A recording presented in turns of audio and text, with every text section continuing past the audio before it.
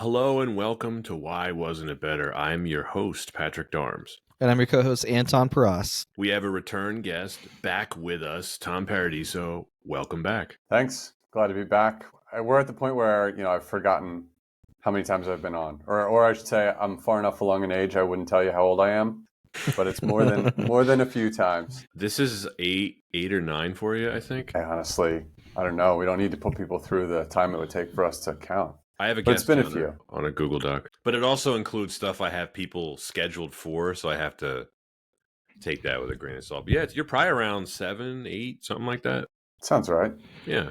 Each time a great time, and that will totally include today because it's a super fun movie today. Well, this is the one, my first time on, that I recalled as like the episode that I wished I had been on. In the early days of Why Wasn't It Better? I think this was the first one I listened to, and really enjoyed it. And so I'm excited to talk today. This was episode number 4. So yeah, very early. This is a Patreon request as well. So this is, as some of our listeners know, one of our Patreon tiers is we will cover a film that we have previously covered, with the caveat being we don't want to do one that we did like last week or last season. It has to be one from early enough in the podcast where it's worth revisiting. And this one certainly is. We're, of course, here to talk about Tron Legacy. I'll intro this for us. Sam Flynn, the son of famous video game developer Kevin Flynn, has been haunted for a long time by his father's mysterious disappearance. A strange signal draws Sam to his father's arcade, and he is pulled into the same cyber world in which his father, its creator, has been trapped for 20 years. With fearless warrior Cora, Kevin and Sam seek to escape from a universe that, while magnificent, is far more advanced and dangerous than Kevin had ever imagined. Tron Legacy was released on December 17th, 2010 by Walt Disney Pictures, directed by Joseph Kosinski, screenplay by Edward Kitsis and Adam Horowitz, with a story credits for Brian Klugman and Lee Sternthal, starring Anton's favorite actor Garrett Hedlund, Jeff Bridges, Olivia Wilde, Bruce Boxleitner, James Frain, and Michael Sheen. The budget was $170 million. That is $250 million adjusted for inflation. And the box office was $400 million. That is $580 million adjusted for inflation. Tom, continuing what we were just talking about, why were you so excited to talk about Tron Legacy? So I really, I have an affinity for this movie. We'll talk about why, like the number one reason. It's a movie I really liked. When you started the pod, I was kind of like, oh, that's an interesting idea for a pod. I don't know if it'll stick or not. I don't know how interesting it'll be. And then you got on and talked about this movie, and I can still, it's weird to have such specific memories. I remember when I saw this movie, and I also remember where I was when I was listening to this episode of the pod the first time you did it, which I don't know, is that a weird thing to say? No, that's awesome for us as, hosting this. That's a great experience. That's cool. Yeah, and it was the first one where I was the first one I listened to, but in listening to it, I wanted to join the conversation. That's, to cut right to it, is like, I wanted to, I liked your takes, the good, the bad, the in between. I agreed with some things, disagreed with some things, but I wanted to send, because, Pat, we've been friends for a while, and Anton now too, that I've been on a number of episodes, and I wanted to have the conversation. So I'm pretty excited to, be on today and have a chance to talk about it, and it's not complete rehash. There's things have changed since then. That was years ago at this point. 2 years ago. Yeah. So goodness. There's updates, and I did re-listen to that episode, I think 2 weeks ago, in anticipation for this. One of the nice things about redoing some of these old episodes, Anton, is that we didn't start having guests regularly until the second and third season. So this was one of the ones where we just didn't have a guest. So, having a guest who's a fan of the film automatically makes it just a different conversation. Tom, did you see this in the theater? I did. I was saying I remember seeing it. I remember that night. And one thing I didn't remember, and I'm still not certain, but I would assume that I saw it in 3D, right? It came out in 3D. And if it came out in 3D, it was one of those when it came out, they were starting to release more and more movies in 3D. And I'm like 95, 96% certain I saw it in 3D. It makes a ton of sense because this was the post-Avatar 3D craze. Right. Yeah. Where it was like, and it made sense. For me, this movie made sense. The same way Avatar made sense to be a 3D movie, I think. Oh, yeah. It's one thing to see a horror movie in 3D where it's just really like weapons slicing out of the screen towards your face or, whatever else. But this one, I thought, being fully immersed, in the grid made sense for a 3D movie. I don't remember being that, since I can't recall, being that like fond of the 3D specifically as an enhancement of the experience. I mean, the music was much more for me. I'm sure we'll get into that. I mean, we can talk about that now. That was one of, if not the biggest reasons why I was hyped for this movie. I mean, I was a fan of the original film. Like, I saw it as a kid. I liked it as a kid. But when I heard Daft Punk were doing a score, I probably remember where I was when I heard that. It would have probably been, I don't know, like late 08 or early, no, maybe a little bit later than that. Probably early 2010. I was like, what? Daft Punk? Tron? Big things. It's like, this is too good to be true. Right. It's like, it is. It's exactly that. Too good to be true and probably never to be replicated. And we know it won't be replicated. So, Tom, big Daft Punk fan. Do you have a album favorite? I mean, Homework probably, just because I was a big Daft Punk fan from as soon as I probably could be exposed, 96. And have, I was the type of person where like I bought their album the day it came out every time. Yep. So for me, it was, we could do a whole episode on why wasn't maybe one or two of their albums better than some of the others, but maybe that's a spin-off pod.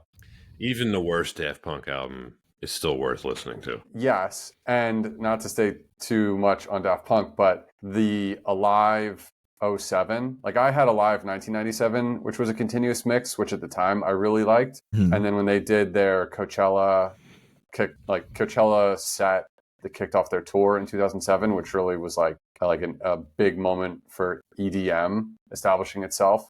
What we know of today is EDM. That album, it still is in my top 5. I don't use Spotify, but it's in my top 5 played albums like every year. Songs from that album. And when their original songs are good, but then you get with Alive 2007, they mix their songs with their songs in a way where it almost seems pre-planned. They're so perfect for each other. A couple of the songs on that album are on my like running playlist. We've been listening to it for years. I still get requests for songs from that album from my kids, like in the car. Have you showed your kids Interstellar 555? Yes. And my son asks to watch it almost every other week. It's so cool. That's probably my favorite album, Discovery. Yeah. One More Time was done during the Homework. It was made earlier and then brought on Discovery. I still have that CD. I couldn't bring myself to get rid of that. I have all the CDs. My kids use them. They play them. They've got a couple CD players. That's great. That's the one that my son, who loves Interstellar, listens to, and I'll hear him like at night, the CD going, and he's like singing the songs at the end, like too long, like the ones that have words. He'll be singing along with that song. 9 years old. Pretty funny. That's awesome. Love that. This film is odd because it's more polarizing than you'd think. People tend to either like really like this film or not. The Rotten Tomatoes score is kind of right down the middle too, like 51%. It's just, this has always been one of those movies to me that like you're either a fan of it or you don't have any interest in it. But it's not, I would say not necessarily, is it dislike or is it disinterest? It's apathy, right? Like probably disinterest. Yeah. Take it or leave it. Like you're into this movie or you could care less. But I don't know many people who are like, oh, that was really bad. They did a disservice to the Tron Legacy. But I always talk to people who say, oh, I love these parts of Tron Legacy. And it's always the same parts. I just wish it had made more money because we would have gotten the third one much sooner. It made $400 million, but the budget, it was so high that it's just not enough money. It looked like it was planning a sequel. It ended primed for a sequel. They were going to make a third one, and then that movie Tomorrowland bombed in 2015, and Disney pulled the plug. We'll talk about it a little bit more, but like the film that's coming out this October, Tron Ares, is really Tron 3.1 in a way, because the real third Tron movie that we almost got in the mid 2010s was just going to be something else. Yeah, no, instead we get a Jared Leto passion project. And Nine Inch Nails. Yeah. I mean, that's probably the only thing that has us interested, right? Yeah, That's the hope. Right. Yeah, that is the hope.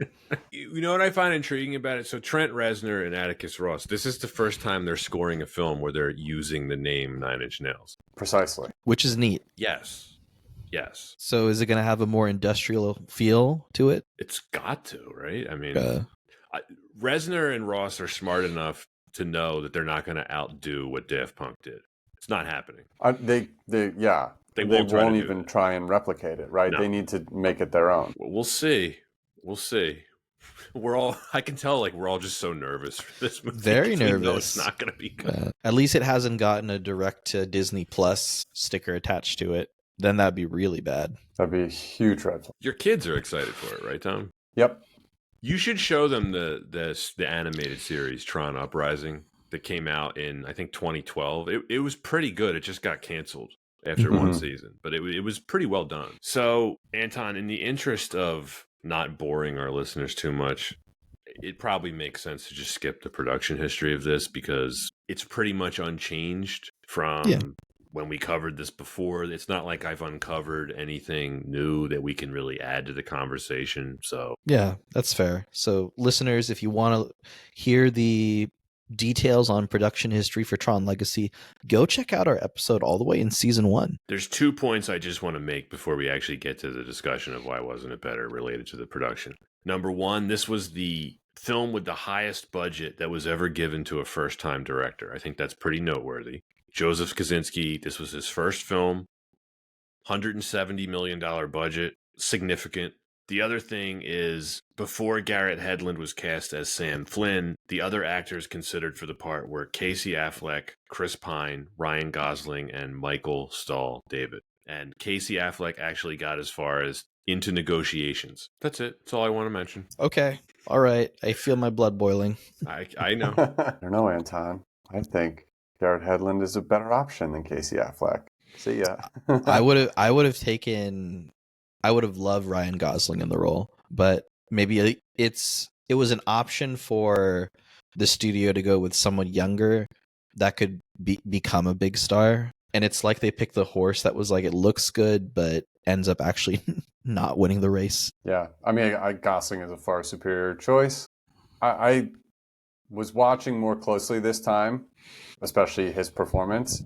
And while I am not a fan of it, I almost think it's okay that it's not so memorable. As for me, that the movie might be better without Sam Flynn being a larger presence. Well, I think this kind of guides us to our first reason, doesn't it, Pat? It does. The first reason is going to be the protagonist and the acting. I'm not going to sit here and say that the original Tron had Oscar caliber acting, because it didn't. But it did have Jeff Bridges. It did. And, is it one of the better Jeff Bridges performances? No, but he was having a good time. Yeah.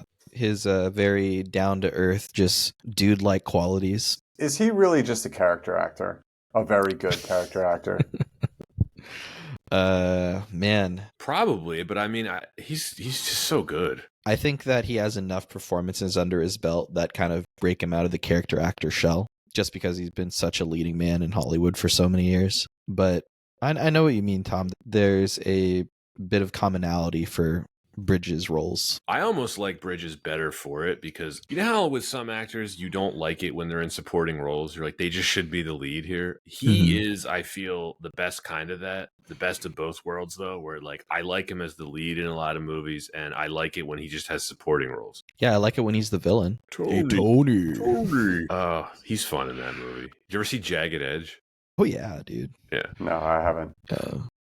Throwback. He's a bad guy in that movie. Spoiler alert. But no, we He's didn't not get... the lead here, Anton. No, it's long-time listeners will know this is like my least favorite actor of all time. You don't even want to say his name. Oh, right. He was it Brick Wall number 1? No, sorry, I got it mixed up with his charisma matching the brick wall on the scenes.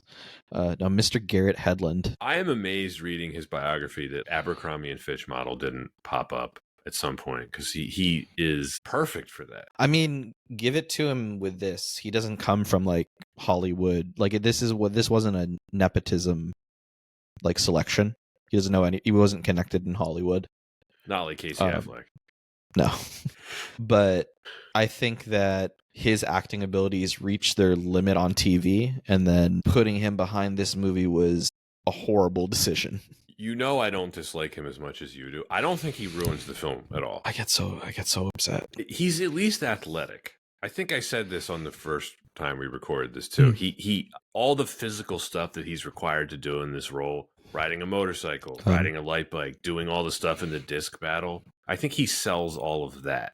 Base jumping off the top of the tower. Yes. Yeah. He's at least believable in terms of all that stuff that he can do. I don't know why, but I'm just convinced he would have been better suited as one of the side character male models in a Zoolander. If we're only I said Abercrombie and Fitch model. Yeah, and like like you said, he has the physical tangibles, but it's a beloved IP, and they decided to go with essentially a nobody, partly for cost, partly to maybe invest in a future star. But they didn't choose a Timothée Chalamet. They did not. He's also surrounded by better actors in almost every scene, right? I mean, anything with Jeff Bridges or Olivia Wilde or, Michael Sheen's a better actor.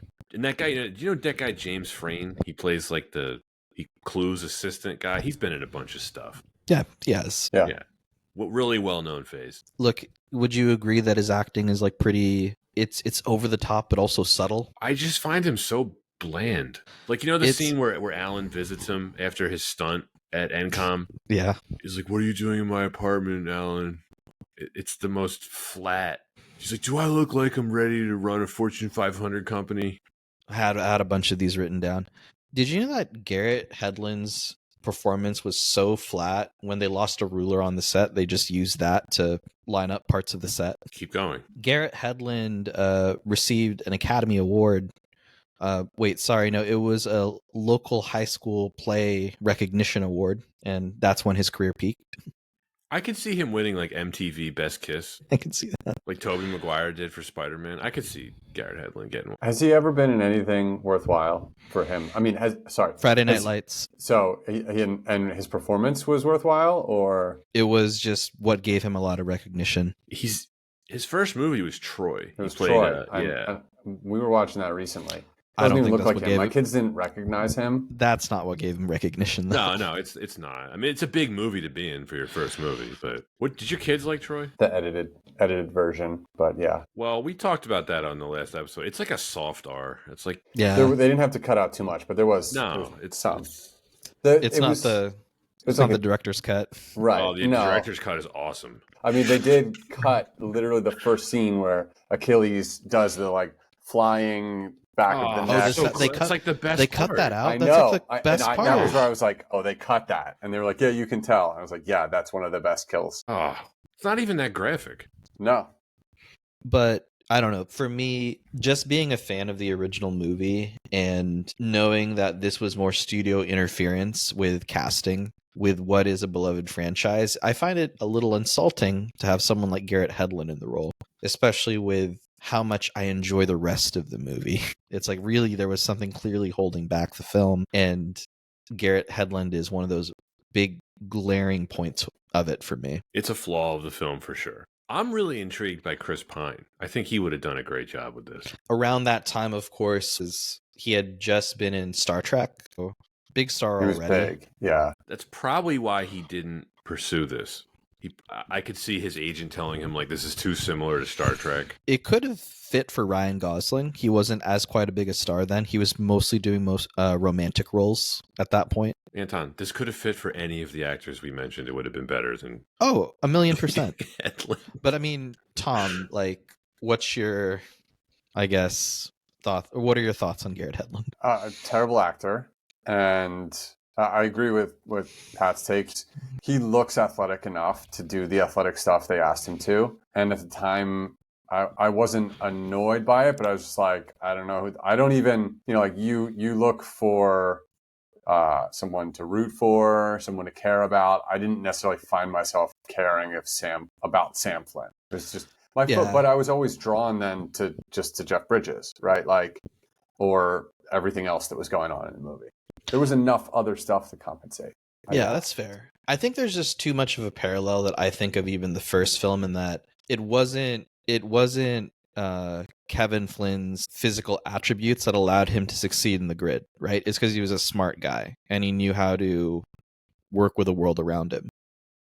And even then, costuming wise, the costumes weren't as skin tight, but if you looked paunchy, you looked paunchy. And I can see why with Tron Legacy, they were thinking, okay, these are going to be skin tight costumes and it's going to be in high res. We have to find, people that will look good in these costumes. But I just find that there's probably more even in the writing, and I'll just give that to Garrett Hedlund. They didn't really set it up for a character to need necessarily to not have that physical attributes be the jumping off point, because they really do kind of heavily harp on that. Yeah, and the writing is, I would say, my biggest dig on the movie. Like, he wasn't working with a lot, I don't think, when it came to the writing, so that doesn't do him any justice. Well, and it's not like it was good writing and we got a bad performance. I feel like both were pretty flat. Yeah, and we can't be too hard on him. I think I said this in the first episode. Like, I don't think he can read. We got to give him a break. Yeah, we got to give him a break. He can't read. But we do get Jeff Bridges,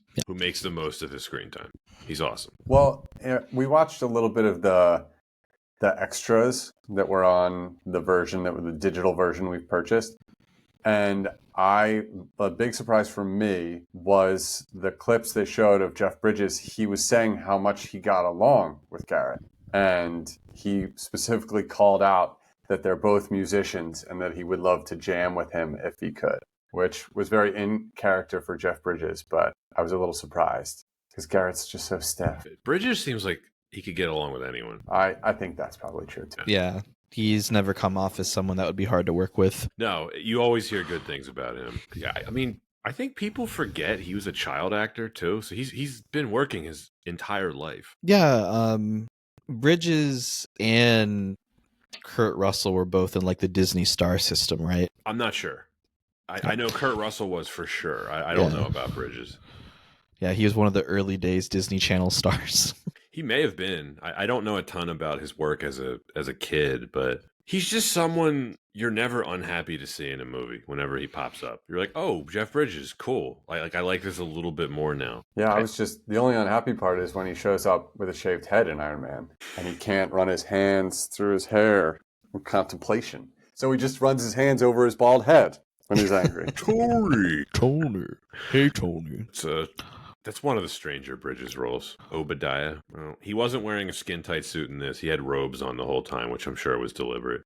He wasn't losing weight for this. Well, his character totally changed for this film, so... We talked about that the other day when we recorded the original Tron. So, Tom, when was the last time you saw the original Tron? I was a kid. Okay. The visionary that you see in this movie, like, oh, he was just going to reinvent the digital frontier, none of that's on display in the original film. He's just a video game designer who's trying to get his games back. He just wants his stuff back. He's pretty smart, but then, nothing really gives a hint that he's into everything that he's into in this film, which is deep contemplative meditation and, being a messiah for the digital world. Meditating for 20 years. Is it longer? Doesn't time go by slower in the grid? So it's like... So it should be... Hundreds of years? Thousands of years? Yeah. But he still ages at the outside the grid pace? Yeah, seems like it. It's just cycles. I don't even... I don't recall the specific correlation. Doesn't he have some line about like time moves differently in the grid at some point? He does. Yeah. He does say something like that.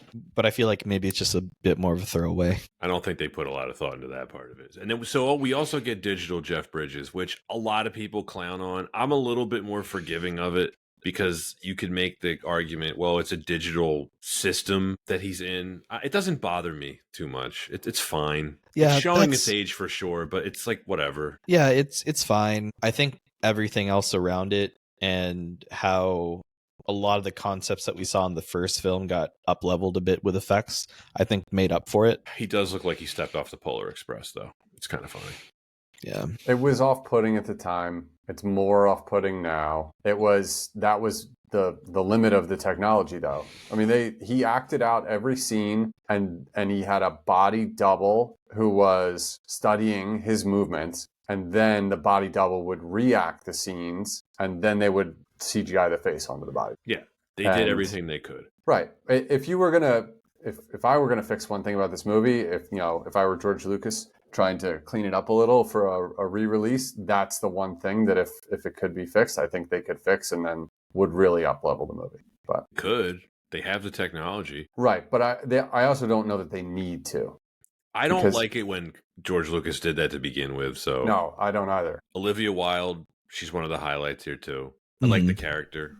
I don't know about the whole ISO thing, which we can talk about a little bit later, but she's a good addition to the story. She gives like an extra layer of stakes, I suppose, Anton. Yeah, extra layer of stakes, and then also it's a fun way to continue to build out the world and characters. Probably one of the more fleshed out new characters, and that makes it fun. The only go ahead. A little Fifth Element-ish. Oh yeah, I can see that. Yeah. I can see that. I just want to make one point around the Fifth Element comparison for Olivia Wilde's character, is that it's also in the same vein Serenity, like if you guys have seen the Serenity series. But then to kind of take a step back, and who really had it first, Outlaw Star, which was an older anime from back in the day. So I highly recommend checking that out if you've ever been curious about the mysterious girl in space or sci-fi background. The only performance I don't think I cared for was Michael Sheen as Castor. I just don't know what his character is about. It's the weirdest reveal. I'm Zeus. He was going for David Bowie. You can totally see it. He's just acting in a different movie. The more I see this movie, the stranger I find the performance. Plus, I think I forget if we talked about this on the first episode, but this is a really good example of just the tone is a little all over the place. There's a lot of seriousness in this film, but then also there's a hilarity in this scene that also feels off balance. But then what's nice is any of the tension built in is just I think properly like laughed at with Daft Punk just with their DJ set during everything going down. The Daft Punk DJing all the fights is awesome. But yeah, I know what you mean about the tone, because everyone else in the film is more or less acting it straight. And he is playing it like he's in a Terry Gilliam film. Like when he starts shooting the lasers from his cane, it's like, I'm like, what movie are we in? Let's talk about the plot. That's the next reason why this wasn't better. It's horrible. I think we can all agree. This is the weakest part of the film, right? It should have had Dillinger as a main villain. He's in it, and that's what is so frustrating about this film. Both of you probably had the same reaction I did when you went to see this in the theaters. You see Dillinger in the first 5 minutes, and you're like, oh, okay, he's like clearly going to pop up again at some point. And it was, Cillian Murphy, who even then was he was a known actor. I knew who he was. Yeah, and if he's in this, like, oh, cool. Right. Wait, that would have been really cool. Where is he? What happened? I remember even at the very end when Flynn like reintegrates with Clue and there's the explosion and Sam and Cora teleport into the real world. I'm like, so when's Dillinger gonna come into this? I think that would have been the more logical sequel to have Dillinger more involved, but this was just a bit more convoluted with a whole Clue storyline. I got a nice news flash for you, Anton. There is a character named Dillinger in the new one. It's not Cillian Murphy, though. It's his brother. What film were we talking about? Was it Pocahontas, where like they got Mel Gibson's brother to dub his character for the sequel, the direct-to-video sequel? It's like, that's so funny. We don't have Cillian Murphy, but we have his younger brother. Well, it's kind of like for a lot of animated Toy Story roles, they don't get Tom Hanks, they get his brother to do the voice acting. Yeah, same thing. Yeah. It sounds just enough like him. You're like, is that, huh? Well, I'm get one of his kids probably at some point. The rapper, he's probably looking for work, right? Oh yeah, what is it, Chet Hanks? Yep, Chet Hanks. Well, or like Chris Farley, after he died, his brother was in some stuff in like the Chris Farley role. Like, Jim Belushi, same thing. Yeah. Oh yeah. The other part about this plot, Tron is not in this movie very much. I don't want to say it's disappointing, but I needed like 5 more minutes of Tron after he becomes Tron again. You just see his lights revert. His circuitry reverts back to white, which is one of the coolest images in the whole film. There is apparently a deleted scene that adds more to that about like how he gets out of the sea of simulation and everything. And I've seen a still image from it, but none of these deleted scenes have ever popped up. They're not on the Blu-ray. I just feel like this film lacks some stuff that I think that would have helped. Yeah, it's funny how there was a lot of fan service, but that was one of the moments that really would have been satisfying for longtime fans, is more of an inclusion of a true Tron. You said it in the first episode, Pat, or the original episode, Pat. It's called Tron Legacy, but it doesn't feature Tron. Getting into the plot a little bit more. I mean, some of these you can call plot holes. Some of them I would just call like stupidity. So Flynn gets trapped in the grid, right? You know, Cora makes the line about he stayed to fight Clue. Like, why wouldn't he just go back to the real world and just erase Clue? Sounds like a better idea. The other part of it too, the film insinuates that he had been visiting the grid all the time, right? He was spending like nights. Like right. he would go there at night. Mm-hmm. Okay. Yeah. It's like he never thought about what might happen if he got trapped in the grid. It's like you're going into this computer world, and if the portal closes, that's it. There's no way to get out. Seems like a flaw to me. Also, the setup. We talked about this during the recording of Tron. The actual device that sends you to the grid, all of that was at Encom's office. So the way that it's set up in this film is Bradley's telling Garrett Hedlund, go to the arcade, like go check it out. There's really no reason why they would have taken all of that equipment and moved it to the arcade, right? It was a huge laser bay. Yeah, like that's such a contrived plot. I think this is the biggest flaw with it. I think you can call this a hole. Every time I see this movie, I think about this more, and the plot gets worse for me. It's like he never told anyone he was going into the grid. Why does no one look for him? Bradley had to have known he was going to the grid. So this film would have you believe that no one else knew. He was just doing this in secret. He didn't tell anyone he was going onto the grid. He was just locking himself in this secret office in his arcade every night and doing this work with no plan to get back to the real world if he got trapped. It just seems idiotic that someone this smart would do this to themselves. Well, and he disappears, and Bradley never suspected it, and right. His car's not parked behind the arcade. You know, like the more you look into it, the bigger the hole. But well, maybe he didn't tell anyone because he was actually banging programs in the grid. Well, that's the real question. At what point did he start banging Cora? Like 3 weeks, 6 months? How many cycles? Yeah, he's like, I'm not gonna be. I might never get home. I might as well make the most of this. He's like, I'm going to the office tonight, honey. Cora, I need you to go into the city and pick up a friend.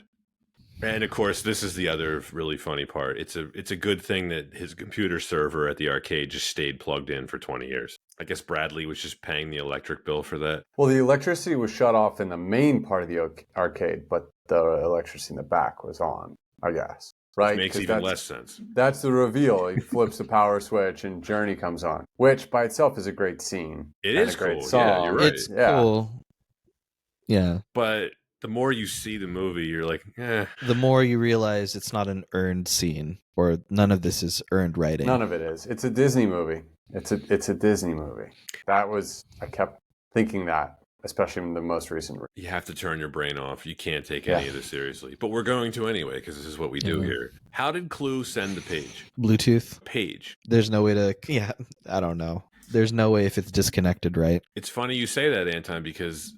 So, Tom, we recorded the first movie episode like a few days ago. The first film actually establishes a way that this could have happened. There's these things called input-output towers on the grid in the original film. And Tron says to Flynn at one point, I need to get to this I.O. tower so I can contact my user, so I can contact Alan. And which he does. And that's how he's able to get information that leads him to defeat the Master Control Program. I assume that's what Clue used here, but... They don't explain it. Did you notice Clue never really brings it up either? When Sam's like, I got your page, he's like, oh, cool. So he sent one page in 20 years. And the way that the scene is associated, right? Flynn makes it seem, Flynn makes it seem like it makes it seem like it's going to be a bigger plot point, but it's just kind of brushed off. It's never brought up again. It's also, he didn't know about Sam, right? Or did he? It's like, who was he expecting to show up when he sent the page to Alan Bradley's pager? Well, it's just to get someone to open the portal. I don't know that he cared who was going to show up. Yeah, I guess you're right. I'll give it that. But one page in 20 years, like he just thought of this? Do you think he partied with Bradley? Like Clue? No, Bridges. Well, I didn't even think of that until you just asked this question, Anton, because they're not friends in the first film. They're not, but they become close. Right, but not close enough for Flynn to tell Bradley, like, by the way, like I'm every night I'm like digitizing myself and going onto the grid. So if I ever get trapped, can you make sure that you can like get me back? No, nothing like that. No, and I feel like if he would contact Bradley, even with a page, it's just, yo, you want to hit up this party? Like, just I feel like that would be the relationship. The end of Line Club? Oh yeah. Or nice jazz, a digital jazz club. Biodigital jazz, man. My wife asked the question, if Clue was able to send the page, why didn't Flynn to try to get out? Oops.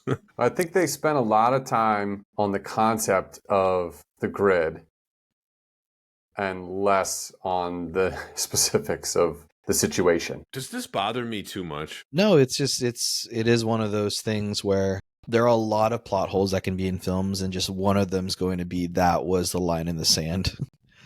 And it just ruins it. Well, there's a number of them. We can move on to the next one because this also bugs me. How does Tron manage to override Clue's corruption? He just sees Flynn on the light planes. What is it? It's the light jets. It's he the just power sees of him on one of the power of friendship. The power of friendship. Because that should be arguably the most emotionally significant moment of the film, right? I forgot about that scene till the recent watch. You agree with me, right? It should be like one of the most important moments of the movie. It should be pivotal. But that, I mean, with the whole film, the first half is so memorable that the second half, and there probably are plenty of times where I've watched the first hour to End of Line Club and been like, okay, I got something else to do. Watch it right up until the elevator starts descending, and then it's like, oh yeah, now there's the train, and then the air fight, and then the end. But you've got so much going on in the first half of the movie that's better. It just kind of fizzles. This might bug me more than anything else, though. They make no attempt to explain how Tron becomes good again. No, and there's no real catharsis too for when he becomes good. He falls into the sea of simulation. His circuitry reverts back to white. I remember it being a huge moment in the theater because I saw it with a bunch of people that were fans of the original film, and I also saw it with a bunch of people who had no idea it was a sequel, which was frustrating, but whatever. Well, that's a different podcast. When his circuitry reverts back to white, there was like this gasp in the theater, and everyone started clapping, and you never see him again. And the film's called Tron. Would it have been... It probably would have been satisfying, at least from my perspective, if you at least get a moment where it's like, okay, he takes off the helmet, he's Tron again. Yes. Or something. Anything involving Tron in a film called Tron. He gives Sam like a bro hug, like an arm between hug. But then like it would have been cool if like you see the more classic Tron look, but now he has the whole suit that's more modernized. That would have looked cooler.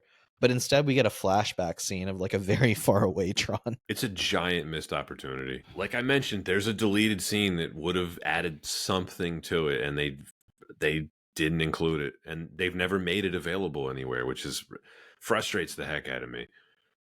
It might not be as dumb as the ISOs, though. This is a fairly big concept they're trying to introduce to this film. I think logically it makes sense, right? Programs appearing in the form of glitches, that's something that exists in, real life computer programming. So it's grounded in reality. I don't know how much it actually added to this film though, because, Flynn tells Sam it would have had world-shaking implications. He says science, religion, medicine. That doesn't make sense. No. It also has nothing to do with them getting back to the portal. It doesn't make it Clue any, more evil, right? Like we see the flashback of him committing genocide, which is terrible, but he was the bad guy before that and he was the bad guy after that. I don't have a lot to say about it because they don't do much with it. No, it's just more of an emphasis on, or it's a means of an end to just exemplify how evil Clue is. Now we can do the Star Wars Clone Wars streaming series excuse here, Anton. The Tron Uprising streaming series does a lot more with the ISOs, but that's not in this film. Mm-mm. It does give us Olivia Wilde, though. I mean, she could have just been a program, though. You know what I mean? Yeah. It didn't have to be an ISO. Again, one of the best editions of the film. Cool character, fleshes out the universe more. Just too bad she had to act next to what I thought was a wet sponge. Department store mannequin? I mistook him for just another piece of lumber on aisle 5 at Home Depot. I was at Lowe's this morning getting some hay. Could they have CGI'd Garrett Hedlund's character, kind of like what they do with Sam Worthington in the Avatar sequel, where it's like you don't even need to see his bad acting now because he's fully animated. Sure, we'll see if it helps. Yeah, they could. They did it in the Avatar sequel. Yeah, I jokingly said on that episode that the CGI is so good you can see Sam Worthington's bad acting through the animation. Couple other plot holes. So Sam gets his dad's light bike, right, which is the fastest ever built. Does absolutely nothing interesting with it. I was expecting some incredible scene, and leaves it in an alley. Gives it to a homeless program. Yeah, that's it. So annoying. That's not the plot hole though. The plot hole is when he shows up and that what's her name, Jem? The attractive Caucasian program. Yeah. How does she know who he's looking for? She just shows up out of nowhere and she's like, "Hey, I know who you're looking for." It's like, how? Because there's no way they could have planned far ahead enough to know him. Because she knew he was different when they outfitted him, right? She says that. She does say that. You're right. This one's different, or something like that. But she knows where to take him. Zeus. All right, here's the biggest one of all, though. What is Clue's plan? Take over the real world. Is he going to use the portal in Flynn's arcade with that giant spaceship? Seemed like they were going to, just transport everything into the real world. So it would immediately just crash into that, like the basement, the asphalt. Well, I would assume as things go, as transport in, it'll probably, just break through the building. And depending on the actual size and scale of it, then the next one could probably fly past its remains. I mean, it's pretty big. It's like the size of an aircraft carrier, isn't it? Yeah, but there's a lot of questions there. It's like, does gravity work the same? Yeah, are these questions going to be answered in the next Tron? Or are we just going to go right in the middle of things where they're already in the real world? My guess is that they are going to completely ignore the events of this film. Bridges is in it somehow. Bridges is in it, but Garrett Hedlund's not in it. Olivia Wilde isn't in it, as far as I know. I wonder what happened. Do you think they're going to do the same thing that they did to Indiana Jones kid? I hope not. Like, it's just, died in the war. No, I know you don't like Garrett Hedlund. I don't either. But I hope they don't short shift his character, because that would have made Flynn's sacrifice to save his son meaningless. I'm wondering though, how do they write in Flynn back if we know Bridges is back and a lot older? Unless this was all a dream, Tron Legacy. This was a dream episode. It was a dream. So Clue his plan is to invade the real world with like this digital army. That's about it. Are they going to use the same like weapons? Like, would the light bikes work in the real world? Would the discs work in the real world? None of this is thought out. They don't.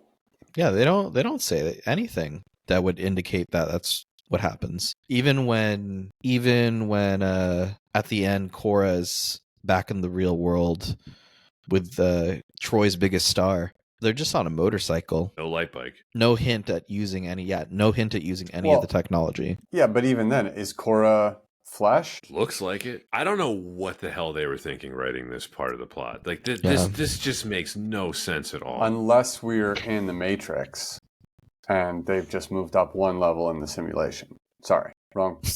A Matrix within wrong a Matrix. pod series. Sorry, I thought this was a conspiracy theory pod series. Flynn tells Sam that if Clue gets into the real world, it's quote game over, because he doesn't dig imperfection. But it's like anyone could stop Clue. Anyone. He could get mugged. He could get in a car accident. Well, and that's the issue, is that they didn't really establish how do his powers translate into the real world, or anything would translate into the real world. I think there's another very obvious missed opportunity here. If the threat was that if Clue gets out and impersonates Kevin Flynn, that's at least more believable to me. He's a digital copy of Flynn. Like, maybe he could have passed himself off for Flynn in the real world, although the lack of aging would have been weird. But it just seems far more believable to me than, like, I'm going to bring this giant army through the portal and they're going to hit people with light discs and batons. It is funny, Anton, how the film from the 80s, the original film, the Master Control Program, that's far more believable than this. Yeah, because the biggest jump in believability for that film is getting digitized into the grid. Right.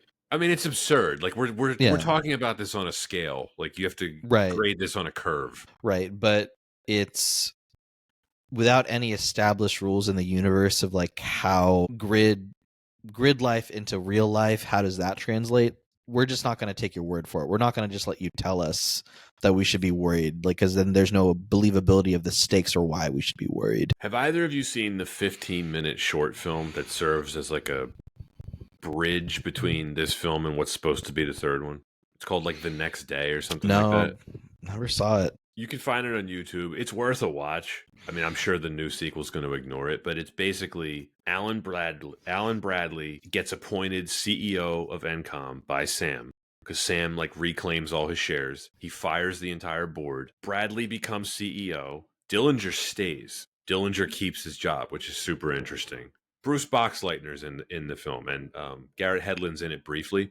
And there's all these like news reports that it's pretty cool. It's worth checking out. And Anton, he also recruits the guy that plays Ram in the original film. Okay. He brings him back to Encom. It's pretty cool. I mean, it's not going to have anything to do with the sequel, unfortunately, but they were really setting things up for it. So they filmed that when they filmed the movie? Yeah, it's on the Blu-ray. Okay. Yeah, that would have been I wonder if like I've that's seen it. I don't know, like that's cool. I think like that's what people would have wanted to see in the sequel.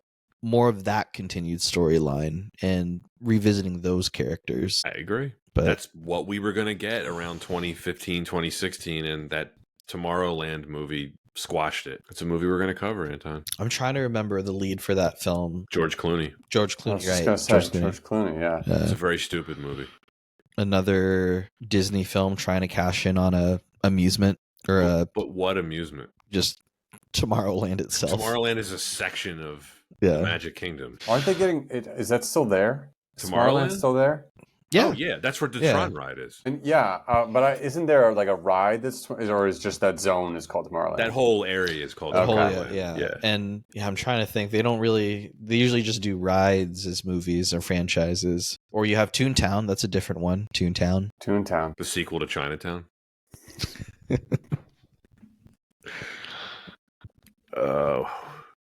We covered the sequel to Chinatown, Tom.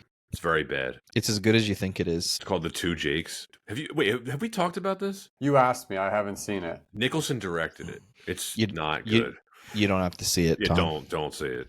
It's not worth it. If it's not on Tubi, then I'm probably not going to be able to see it. Let's go Tubi. It's on Paramount Plus.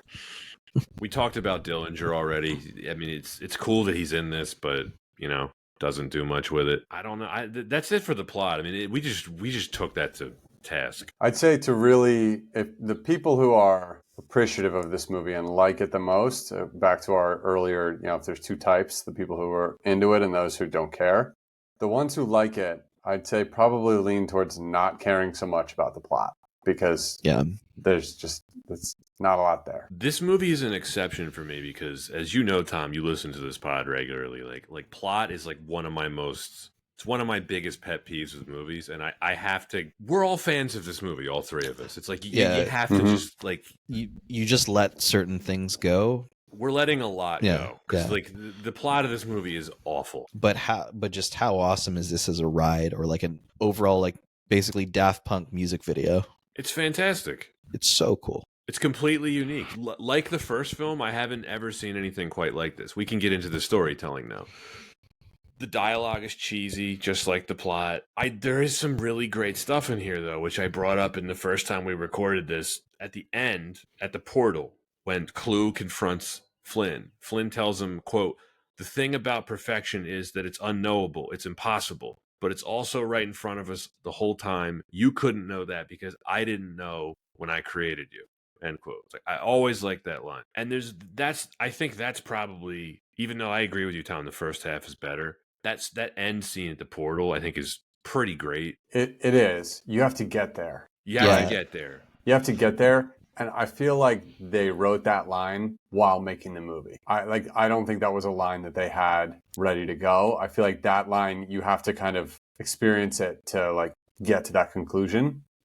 And I think when they started the project, they weren't at that conclusion yet. It's weird too, because like we were talking about the ISOs thing and how underdeveloped and like kind of unnecessary it is, and it's a really deep theme that they're going for, some kind of like quasi-religious thing. You really didn't need it because that end scene at the portal has a lot of deeper meaning behind it, but it's not so blatant and in your face. You have basically the creator being confronted by what's essentially his fallen angel, right? Clue. Mm-hmm. So that's a pretty deep cutting thing there that you can just have that addressed. I find that scene so validating because we've all been in that situation where you've moved on, right? And you're basically seeing like an older version of yourself, which is what Clue is for Flynn. And he has to accept it and like let it go. Like when when they first see Clue waiting for them and Flynn just tells his son and Cora like, this is mine. I found that scene so satisfying. Like the reintegration, it's a really big emotional punch that I don't think is in the first film. It is not in the first film because the first film does not go into these depths of just seriousness. And I don't know, we can either look at the tone of this film as like being much more serious than the first film and feeling a little tonally off in certain parts, but I totally agree with you, Pat. Like Bridges really brings it home with this particular scene, and like I think this for me even exemplifies more why I much prefer the main character not having to be so physically fit, or that shouldn't have to be able to be what sells the main character in the story, because it wasn't necessarily his brawn that allows you to connect to the character. It's just his development as a character, as well as just overcoming Clue and at the same time then validating his own experience. It's a good point. Another knock on Headland. I actually wish we had gotten more scenes between the two of them. Yeah. Like the scene on the train where, he makes the like Lakers Celtics comment. That was like the most memorable part of it for me. But like, I wish we had gotten a little bit more of that. Him on a light cycle. I wish we had gotten more of that too. More highlight. No highlight in this one. I wish we had gotten some highlight reference, but no, nothing. Yeah, there's a quote that I mentioned on the original recording, but I think it really sums it up nicely about our thoughts about like the tonal shifts that I think take place. Ian Buckwalter of NPR said quote, on the one hand, this new outing wants to be dark, moody science fiction full of big ideas, but it's also ostensibly a kid's movie by a kid's studio, so it's obligated to stage the races and battles that the audience demands. The result is an experience akin to trying to meditate on a roller coaster, end quote. And I think you see part of that, Tom. You were getting at this with the first half versus the second half. The first half is just all set pieces. Mm-hmm. And it's definitely paced better than the second half. The second half gets a lot more serious. Slows way down. Mm-hmm. Yeah. And that's where the bad acting really drags it down. Yeah. But it does have a nice payoff. Yeah. I think it saves itself. At the end at the portal, I think it saves itself. When Clue asks him why, and he just says he's my son. I want to give Joseph Kosinski a lot of credit, because for a first-time director, this is a pretty great achievement. You can criticize the script all you want, but he really does have a flair for visual storytelling. There's a lot of like really great moments, I think, that don't have any dialogue. Like when Clue and his minions visit Flynn's safe house, and you see how like frustrated Clue is, like when he's looking at his reflection in the apple. It's just like really creative stuff going on, and I have to credit Kosinski for that. And he's going on to have a really impressive career. Obviously, the Top Gun sequel was huge for him. And Anton, he's directing that new F1 movie that comes out around the time this episode will air. Yeah, so there's definitely, I think, probably also learned and grew from his experience working on this and what future films needed more of. Because Top Gun, great script. That can bring us right into the production, which is the last reason. I mean, again, this is credit to Kosinski and the rest of the production team. This looks great 15 years later. The visuals really hold up. And it's not just the quality of the CGI, right? Like since I watched this back to back with the first one, it is pretty cool how the design and the aesthetics of the first one get honored here, but it's modernized. They really did a wonderful job of carrying the visual spirit of the original film. You can see the DNA of that film and the architecture of that film in pretty much every scene in this. Yeah. And it seriously is just what makes it for me, is just how unique this film is. You really don't see anything like it. In the same vein of the first Tron, there's not much like it. Well, that's just it, right? For all the shortcomings that the plot has, this is such a unique visual experience. It still stands out. Like so much thought, and they do have enough callbacks to the first one that even having not seen and not even revisited the first one, like the different, I don't know what they're called, but the archways that the transporters, just the way they move, they looked real. The recognizers. The recognizers. Yeah, they're in the first one. Yeah. Everything looks it's so satisfying. Everything looks so clean, and like in the way that, yeah, it's just impressive. Even to this day, like that world building and the set piece, and the sets and the effects working together, so impressive. Also, just the costuming. They had to evolve the costumes for this film. And even I'd say in like the fight in the games scene, or the way it is, the picture is framed, and then the light cycle race battle, action scenes can date themselves. These ones didn't feel that. I didn't think. No, I agree with you. It looks as contemporary as anything you'd see today. It's just the framing, the way it's shot, the way the camera moves in a completely fabricated environment, right? When they're fighting, it was on a stage. There's a lot of really creative camera angles. Like, it was shot by a real, Claudio Miranda is a really experienced DP. It's not just like the Star Wars prequels where it's like static camera, flat image. There's a bunch of CGI. In here, the camera's moving around just like you'd see in a real life. And there's still that one shot that blows me away. It's when Cora and Sam are escaping the grid, like the light cycle battle. Mm-hmm. And Rinsler and the other guard are pursuing them, and Rinsler's bike blows up, and it's an overhead shot, and he just like flips up into the air, almost touching the camera, and he takes out another bike. Yep. And just smoothly hits the ground. It's like these really creative, beautiful shots. And there's a number of them in this film, but that's the one that stands out to me the most. But you're right, Tom. Like, this could have come out today. Yeah, absolutely. And I think in addition to all that, one, I don't think I would. Well, we can talk about it, but without Daft Punk, it doesn't hit the same.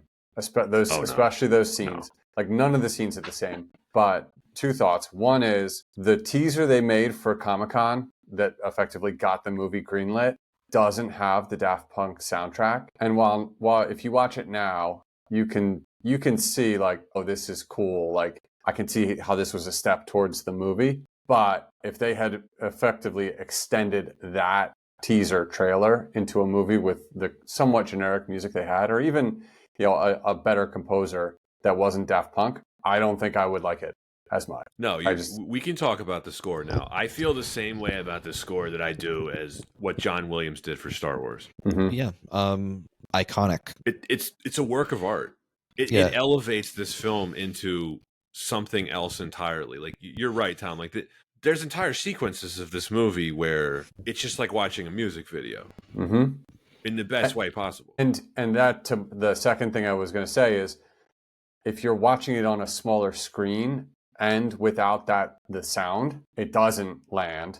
It's not that watchable, and it doesn't pull you in the same way. Like, we watched it on a pretty big TV, and I always turn the volume up when we watch this movie because that's how you experience the movie. But even it's not the biggest screen in the house, and in the middle of the first, one of the battles, I was like, this movie's still better on the downstairs TV. Like, this is still better on the big one, the really big one. The bigger the screen you see this on, I think the better it looks, which is also interesting to think about, right? Lots of times when you blow something up, you start to see the issues more. It magnifies the gaps. I don't think this does. I get chills every time I watch this, and you hear the opening overture when you hear Jeff Bridges' voice saying the grid, and then the synths kick in. I get chills. I really do. It's so validating. For me, it's the start of when he jumps onto the light bike. The song that kicks in.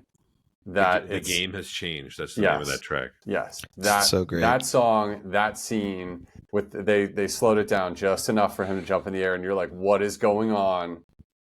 And the bike materializes, and still is. That's the scene. Yeah, it is. It is one of the things that consistently, no matter what spectrum you are on, of either loving this film or really not liking it, no one can deny that Daft Punk made some magic in this film. Magic's the right word. It's one of my all-time favorites film scores. And as much as we're hyping it and praising it, I still feel like it's a weirdly underrated film score. It's nuts. It's but I know what you mean. It somehow is, and it's so. I hope people don't take it for granted because we're never going to get anything like this again. You know, that's kind of the wonderful thing about John Williams, right? When you're analyzing a composer like him or any of the other greats, right? Hans Zimmer, Jerry Goldsmith, James Horner. You know, I don't want to name them all, but you know where I'm going with this. The fascinating thing about John Williams is that he probably did 20 scores that are like Star Wars. He has like all these legendary scores. And Daft Punk, this is not technically the only film that they've ever scored, but it is really the only one, right? I mean, we Interstellar 555, okay, fine. Like, it's not the same thing. It's not the same thing. And that's amazing to have this be your first at-bat for a feature film. And well, one of them had done, he had done a soundtrack for Irreversible. Oh, that's a very different film. It's a very different film, but he did. I think that if you recall it, the soundtrack is not listenable by itself, really, because one, it calls back to the events of the film, which are pretty disturbing. But in that case, the soundtrack did, I think, enhance, for better or worse, the experience of watching that movie. The nauseating feeling that you would get. Yep, know what you mean, Tom. As it slowly unraveled. You get all the talents of Daft Punk with an orchestra. My goodness. I think the most satisfying track for me is called Disc Wars. It plays during the scene where Sam is retrieving his father's disc. It's basically like cinematic perfection, in my opinion. Where the score is just driving all of the action. There's very minimal dialogue. I think the only dialogue is really spoken by your guy, Anton, which is actually, I'll give him credit. He delivers this line really well when the guard says identify and he says, "I'm not a program. My name is Sam Flynn." And he takes his disc out. Mm-hmm. It's pretty awesome. But that whole track, it's like a 5-minute track. And it is like watching a music video. Very few films hit this level for me. Where the score is just perfectly integrated into it like this. As much as I really don't like Garrett Hedlund, I'll keep coming back to this film because of how visually stunning this film is and how much this music just hits perfectly. Where does it rank for you, Anton? Like top 5 film scores ever? I can't commit to an answer right now because then I'd be afraid of who I leave out. But it's got to be in top 10. Right? It's got to be top 10. Yeah. Got to be top 10. For me, the movie it's not the movie without the score. It's inseparable, and I think that immediately puts it at really high. Where if this had a different soundtrack, it would, or score. It wouldn't be getting the rating I'm giving it. No, it would be Tomorrowland. It'd be a cool looking movie. We'd be like, well, it's a good looking movie. A good looking movie you could watch with the sound off, which none are jumping to mind now, but I know there are some where it's like, oh yeah, this is a good, I don't mind having this on in the background with the sound off. I would never watch the opening scene of Blade without the sound on, but there are some other movies where you could just go sound off and have some cool visuals. Opening scene to Blade. Talk about best movie openings ever. It's iconic. What's the name of that track? Confusion. Who does it? It's a remix of a New Order song. Ah, okay. I know what you're talking about. Yes. Yeah. I have that on a playlist. It's a the 10-minute Blade soundtrack is pretty good. Blade soundtrack is pretty good. It's a 10-minute song. I in college I had that with the Propeller Heads. What was the name of their? It was the James. Yes. Yeah. I think it's such a memorable opening and song. I would love to see a crowd reaction if it's played at like a club. I feel like it might work. You just see certain people be like, "Oh, what's happening?" I could see it coming back in like that kind of techno has come back a bit. That's when it was called techno. Right. It is very much techno. Techno. I'm so out of the loop with even EDM at the moment. I don't know who's big. I don't know. I don't either. Yeah. Tom, how much money would you pay to see this score performed live with the movie? I would pay New York prices. Oh, to see it live with the movie? Yes. New York City prices, which are a lot. The orchestra here in Charlotte does a bunch of movies every year. It's great. Like we saw Raiders of the Lost Ark. Later this year, they're doing the first Pirates of the Caribbean, which is gonna be a banger. I don't think they would ever do this movie, but Yeah, I pay New York prices. I mean, this is up there with like Last of the Mohicans, I would say, in terms of like seeing it live with the film. I've seen the Philly Orchestra do Gladiator live. That was phenomenal. I saw the San Francisco Orchestra do Muppet Christmas Carol, and that was also phenomenal. Bet, yeah. But yeah, this is like one of those. I've actually talked to my wife about this already. Like, if we ever have an opportunity to see an orchestra do this movie, like, we're going to move other things around in our schedule to make that happen. Does anyone know what either member of Daft Punk have been up to? I don't. Yeah, same. No, I get a fair amount of Daft Punk stuff in my curated Google News feed, but I don't think either have come up. Nothing that has stuck for me. What I've seen more recently are the more the interesting reels or whatever TikToks about the influence of things they did that then got either stolen or that they didn't want to be involved in, including I think "Call on Me" was Eric Prince song. So you haven't seen this reel? I'll send it to you. No, did they write it? So it was written and produced, and it was a one-off for BBC, and then they wanted it to be recorded, and I don't know which one it was of the Daft Punk guys, and he said no. So then they basically had Eric Prydz recreate it, and Steve Winwood was so into it that he re-recorded the vocals for the Eric Prydz version, but it was the same song. It was one of those scenarios where like a song was made, but they didn't want it released, so somebody else remade the song, and it blew up. Classic EDM song. That is amazing. Classic. They're never coming back, right? They seem like the type of artist when they say they're done, they're done. It seems like they're done. Other than maybe a secret show that we don't know about, because they do that. They do secret shows, or they did. They did. But they don't work together anymore, right? I think that was part of it, is that they were ready to be done. Well, this is my number one pick, Anton. Sorry, I'll say this. This is my number 2 all-time Oscar snub after Pacino not winning for Godfather 2. This not even getting nominated for original score is embarrassing for the Academy Awards. It's actually a pivotal moment for me when this is when I stopped taking the Academy Awards seriously. I was like, oh, they're not serious people. Yeah, we've always known that Academy Award wins are always going to be very political and serving of the industry. So for whatever reason, Disney either didn't put themselves in the conversation to even include this. They didn't fight for it. So it's as much as on Disney, just not campaigning for it. This got 1 nomination for sound editing. And I just want to read to you the other nominees for score that year. Just give me your thoughts. So The Social Network is what won.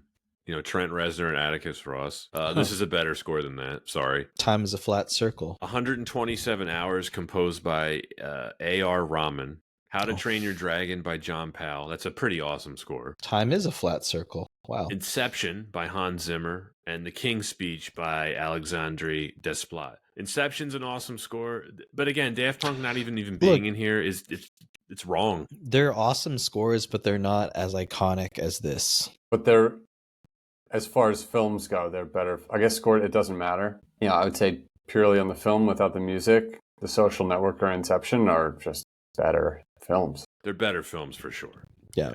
Inception score that's top tier. And 127 Hours. Yeah, like whatever. Yeah. Movie sucks. It's like Danny Boyle's 15th best movie. Was that was the one with the arm? The arm. Yeah, James Franco. Yeah, he chewed his arm off, right? Cut it off with a pocket knife. He chewed it off. He's He not a gnawed it coyote, off. Anton. I would love it if that was the takeaway for folks that never saw that movie, and then it just spreads around. Oh yeah, that was that movie. James Franco just chewed his arm off. You should spread that. I will. Yeah. Like, oh, don't see that. The guy chews his arm off. It's not worth it. Maybe you'll get aggregated. I don't have anything to add regarding the production. I'm out of notes at this point. I mean, I think we're ready to give our scores. We are. Tom, would you like to go first? Actually, I'd like to go after this time around. Okay. I will go first then, Anton. Sure. I gave this a B the first time around. I actually did not have high expectations when I went to see this movie. I was very excited for Daft Punk, but I think I am positive I mentioned this on the first recording, Anton. After Indiana Jones and the Kingdom of the Crystal Skull, I was like scarred by legacy sequels. So I went into this not really knowing what to expect. I didn't know who Garrett Hedlund was. I still don't. And this film exceeded most of my expectations. I really liked it. I bought the Blu-ray for this. Look, the plot is absolutely awful. We gave it the criticism that it deserves. But the plot for the original is not very good either. So Garrett Hedlund's performance aside, I think everyone else does fine. It was nice to see Jeff Bridges back in this role. In terms of spectacle, and I'm talking visual storytelling, sound, the music, and just the overall experience, this film has it all. It's a very immersive experience. Tom, you're right. The bigger the screen, the better it is. And for a PG-rated Disney movie, this is about as good as you can hope for, right? It's not a perfect film. I still like it better than the original one that we just covered recently, Anton, because of there is some emotional stuff in this film between father and son that I found really touching. The ending scene at the portal, I think, saves a lot of things that I don't like about this film. And I'm just going to say it again. For a movie called Tron is not in this very much. I hope the third film is good. I don't have high expectations for that, but it is what it is. I stand by the rating that I gave this originally at a B. I really enjoy this film, despite it has some enormous flaws to it that I'm willing to overlook just because of how unique of an experience this film is. I still haven't seen anything quite like it 15 years later. This film to me feels like an amazing ride at Disneyland. A ride at Disneyland may not have the most, it could have like a paper thin plot. It may have a main character that you mistake for a boulder just because of its ability to just be so still and flat. But it has such high highs and it can be very entertaining. And I feel this is actually just a part of that word I associate with Disney, but magic. And this film has so much magic to it, whether it's this world building, this fantastic evolution of what we have from the first film, and the painstaking attention to just, again, the visual storytelling. It really draws me in. So despite those areas that I know I'm just not enjoying for the ride, the overall ride is just so satisfying. The music just absolutely captivates you throughout. And I just really enjoy it for that factor. I feel like the overall entertainment factor of this film is just huge. With its flaws, of course, bringing it back a little bit, it's unfortunate because I really do think that this could have been an all-time great. It has such a uniqueness to it. It has such a unique feel that it's such a missed opportunity for what could have been an all-time great. I still really like this film. Haven't moved my score. It's still at a B. But yeah, just if you look at Garrett Hedlund's Instagram, I think his most recent picture is him wearing like a fedora and he has like 6 different like bracelets on. You keep doing your thing, Garrett Hedlund. That's about it. Interesting that your scores didn't change. Although maybe not that interesting. Couple things. When this got announced, I was excited for it. And I haven't gotten to give, like, you've already done this once, so maybe you had a little less to say. I'll give a little more context to your background. Was excited for it, but didn't necessarily have high expectations of great plot. I was excited for the music and the spectacle and special effects. And I think I got those when I saw it the first time. And I came out of the movie, on a high where I felt like I'd just been on an amusement park ride.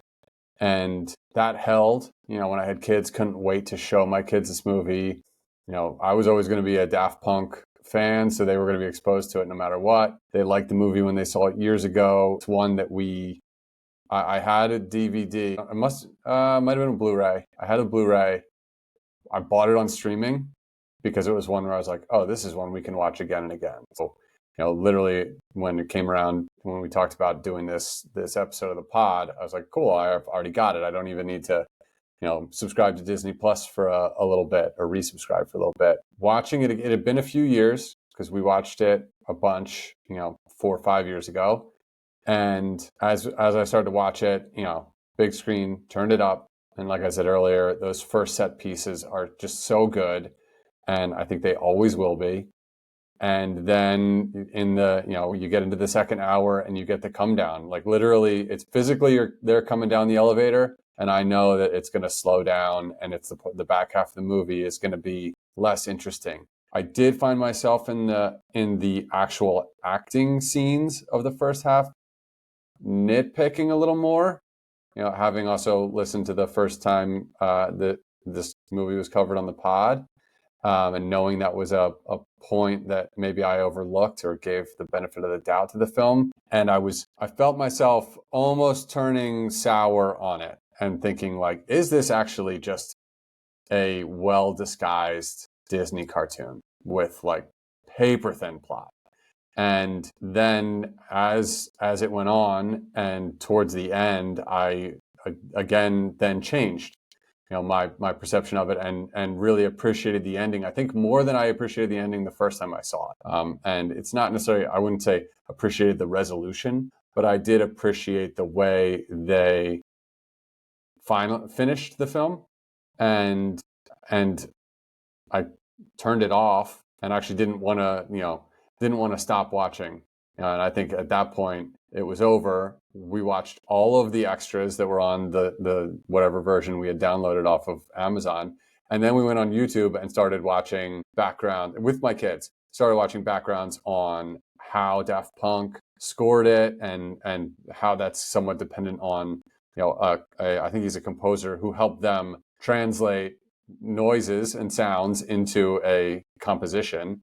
And watched a bunch of whatever we could find on YouTube about the film, about the score, about all of it. So I went into it, I would have said that, and I'm sorry to be the third person to say a B, but I went into the movie thinking I had rated it a B. And as I watched it, I think it stayed at a B, it dropped a little, and then by the end, it circled back to a B. So it's a lot of explanation to come full circle, but that's where I land. It's not boring to rate it the same as us. It's one of those things where you're like, the positives of this film are so strong that they outweigh the plot and the acting for me. Yeah, I agree. Which is pretty amazing. It's you don't often, I think, have the ability to spend over an hour talking about concerns about the film or issues or plot holes or things that are not so positive, and then say like, well, but I still really like it.